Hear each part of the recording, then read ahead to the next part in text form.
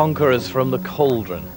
These are members of the armies that must number millions that have marched out of a Southampton workshop. Miniature Figurines is probably the oldest and biggest maker of wargames figures in the world. They export their mini sculptures from Southampton to 30 countries, and they provide armies for thousands of tabletop generals here.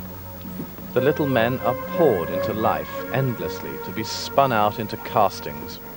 And the originals for this molten tide of tiny leaden humanity is sculpted by Dave Higgs, a man who can get as much detail onto a 15mm figure as others put into a 15-foot statue.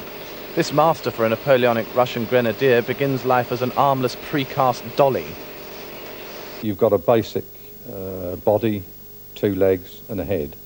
The dollies are possibly a little chunkier than they need to be, which enables us to cut into the figure and as opposed to constantly keep building up.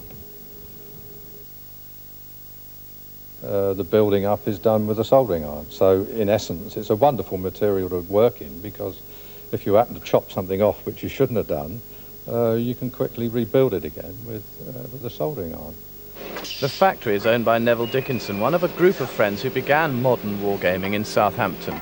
Started wargaming, couldn't buy some figures from the manufacturer I was buying from that I wanted to complete my army, and so I started making some myself.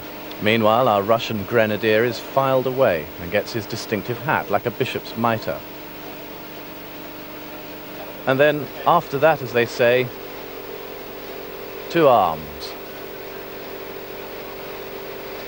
It's very difficult with a 5/8 figure, 15mm figure, to actually create a moustache, but I hope today's exercise has proved that it can be done.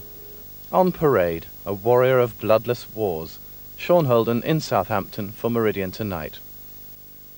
And when the soldiers are painted, they look like this. Now what we need is a battlefield, which we have, looking quite magnificent. And we need a couple of would-be Napoleons, which we also have. We have Ian Dickey, who's editor of Miniature Wargames, and Phil MACKIE, both from Bournemouth, and Phil, in fact, painted most of the soldiers on this particular battlefield. Gentlemen, can I interrupt you? Come round here, Phil, if you will, and tell me why you do this. What's the appeal of it? What's the attraction?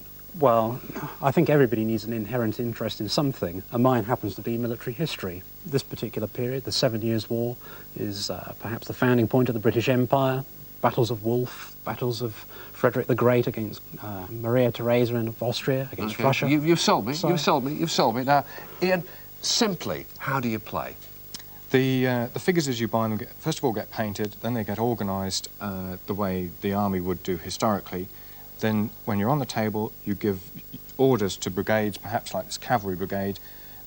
Then the rules take over. It tells you how far you can move, the effectiveness of how they fight, and a morale section tells you when one side has lost and won and who's going to run away. We've got dice here. Now, where do the dice come into it? The dice add a chance factor so that nothing is ever certain. As it was, Napoleon said, give me a lucky general, not a good one. If you get good dice, you can win a game. But the main thing is to have a good plan. That's what wins the game. Right.